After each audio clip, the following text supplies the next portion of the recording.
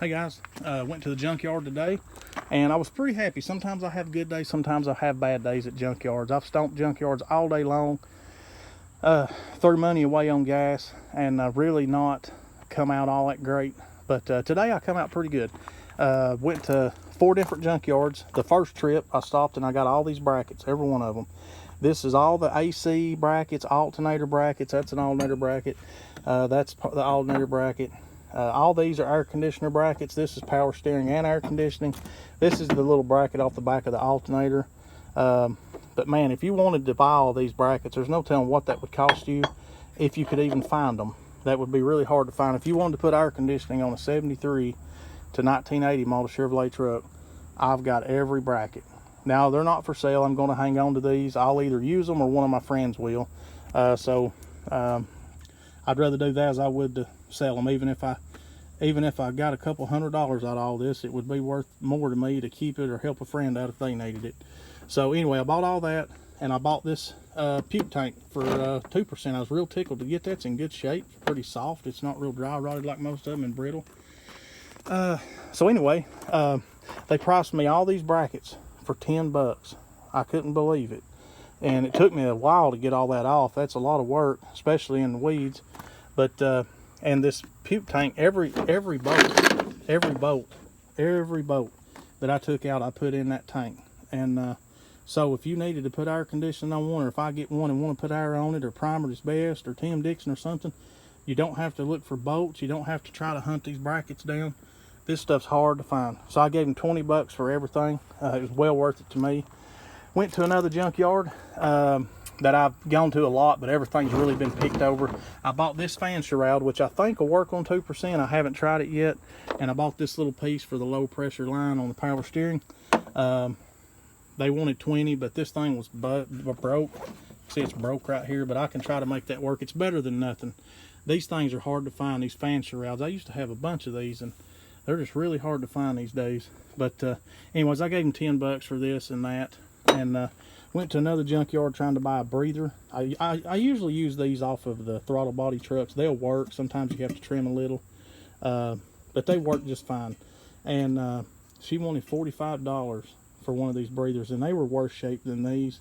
And so I passed and went back to the junkyard I bought this from. I didn't even think about the breather while I was there.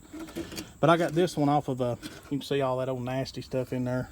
I got this one off of an early 80s Grand Prix. I don't know which one I'll end up using on 2%. I'm going to clean them up good, make sure there's no holes. Both of them have a little rust on the inside, but I don't think there's no holes. So I'll clean both of these up and paint them. I'm for some reason, every truck I get needs a breather. I don't know why that is, but I've had a bunch of these and I've used them all over time. But anyway, one of these will go on 2%, and the same junkyard I got that from sold me these for 10 bucks a piece. So I should have grabbed 3 or 4 of them, but you only got so many hands and it's a long walk. So I got those. If somebody else needs one, you know, hey, good for them. You know, I don't want to be greedy and just go out there and grab everything. So, but anyway, I spent 50 bucks today on all this. So that's a pretty good haul. I'm real tickled with that. I hope that fan shroud will work. We'll see. If it does, good. If it don't, I'm just out $10. It's not the worst money I've ever spent.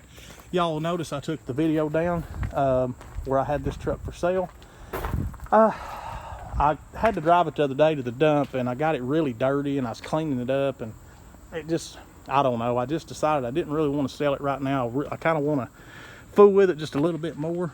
Now this is a 3-stage system. I've talked about this before. This is 3M Perfected polish, rubbing compound, and this is machine polish and then ultra fine machine polish. You can buy these individually, or you can buy the 3-stage kit. You see this one, the lid wasn't on it good and it kind of dumped out, but most of it's still in there. It didn't lose much, so I'm not going to make a big deal of it. But $165 I think for these 3. But this is really good stuff. It's awesome.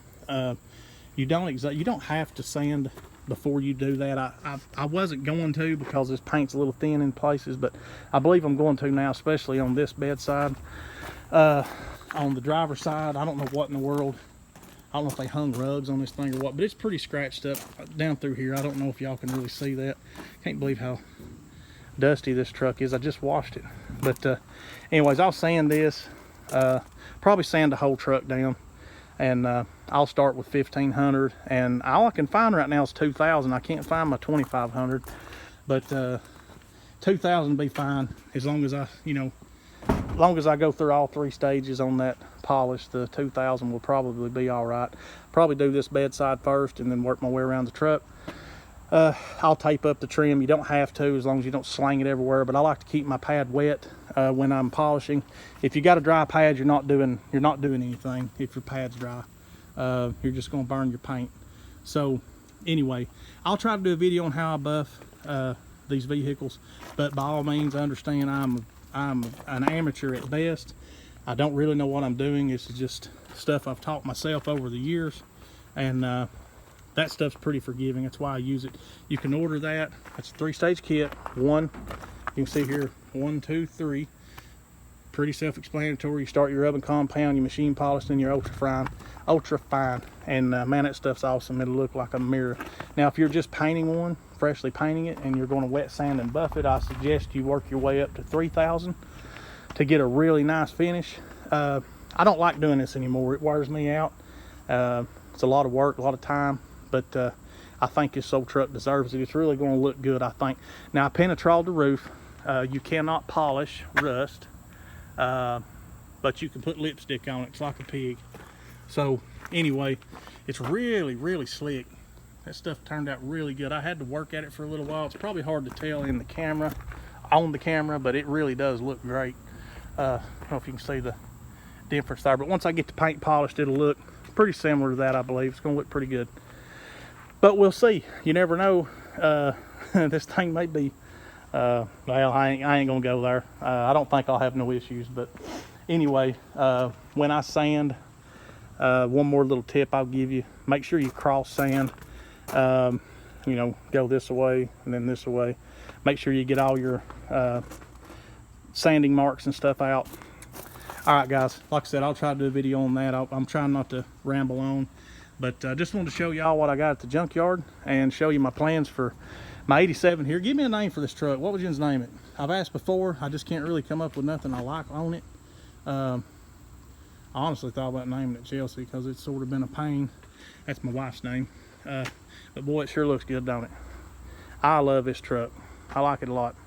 Don't know if I'll sell it or not, but probably will. Probably will. I sell most of them. I get tired of the same old thing and want to change it up. Oh well, who knows though. I'm kind of just on the fence about this one. I'm not done with it yet, I don't think.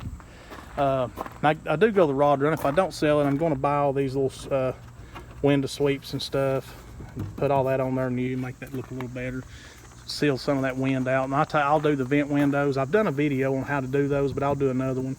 And I'll paint all this and all this old rusty stuff. I'll sand all that down, paint it, make it look pretty.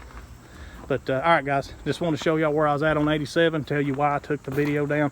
I think this truck will get a lot more attention in person than it will on the internet or on the videos. I think if somebody could see this truck, hear it run, and see how good of a truck it really is in person, it won't have no trouble. It'll sell itself.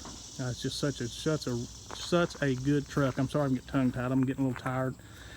And it's hot. It's 90 degrees today, and stomping them old junkyards just really wore me down today.